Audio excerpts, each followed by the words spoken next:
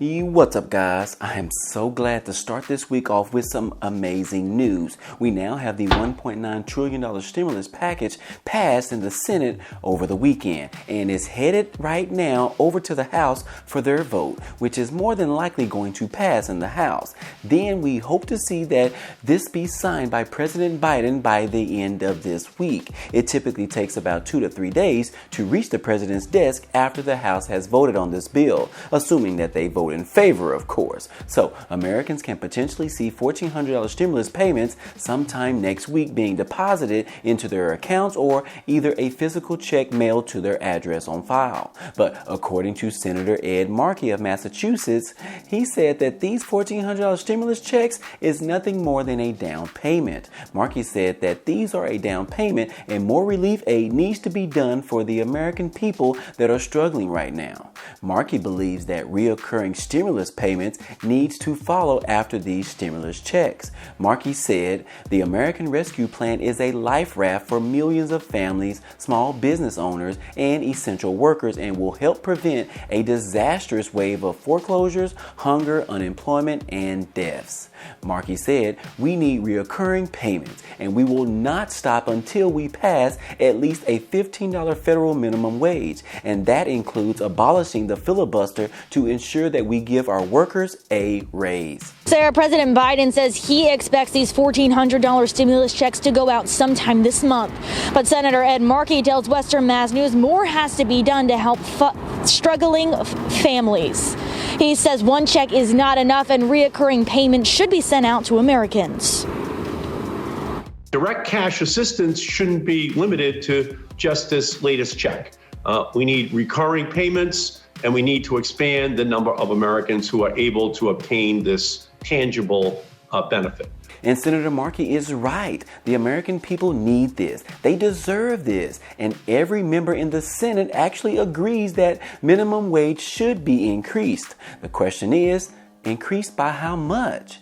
In addition, a group of 10 party members sent an open letter to President Biden urging him to go forward with the reoccurring payments. In this letter, they are calling for Biden's Build Back Better proposal to fund the recurring stimulus payments and unemployment insurance extensions. This is what they said in the letter.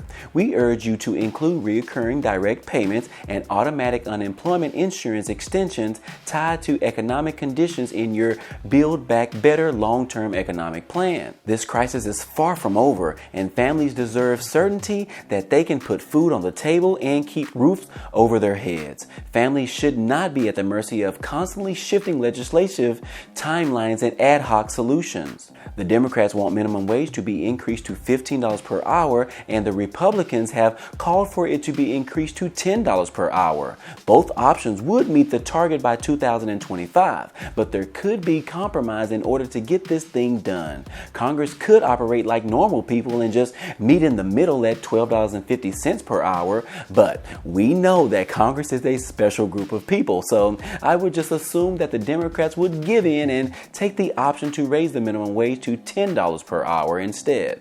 And on top of all of this, Democrats have gone as far as threatening big corporations that don't pay $15 minimum wage. Bernie Sanders and Ron Wyden drafted a plan that would penalize big corporations that pay their employees less than $15 an hour after they realized that the minimum wage increase was not going to be in the stimulus relief bill. So far, that proposal hasn't gone too far, and most likely because they are still working to get the $15 minimum wage increase by Congress, that is still the second hottest topic out right now, next to the stimulus bill being passed. So as soon as these $1,400 stimulus payments are being sent and printed for millions of Americans, then the time for the minimum wage increase to take charge and become the #1 topic. So back to $15 an hour. Will the president stick by I'm sorry, I meant to answer that.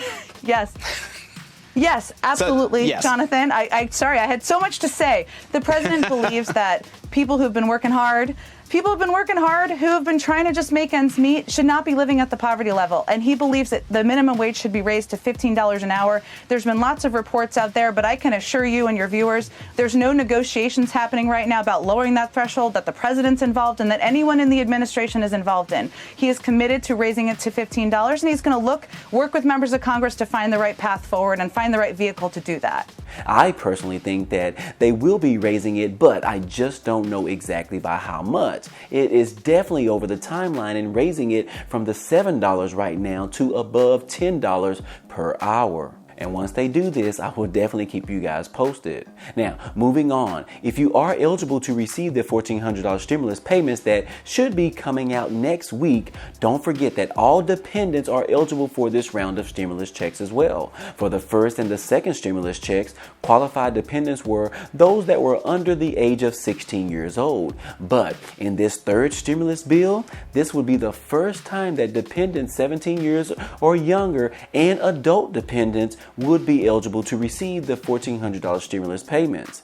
This will open the door for college students to receive a stimulus check, as well as older dependents with a certain disabilities. As long as nothing changes between the House voting on this bill this week and President Biden signing it, this will become reality, and most eligible families will receive more stimulus payments than they have in the past. Now, don't forget that if you still have questions on being eligible to receive a stimulus check on this third time around, and you're still not sure about those last minute changes that happened earlier last week, you can always watch my previous video where I broke down exactly what those changes are and how they may affect you. I will also include a link down below in the description. Those new changes are going to prevent about 17 million people from receiving the third stimulus check. So make sure that you understand exactly how those changes may affect you and your family.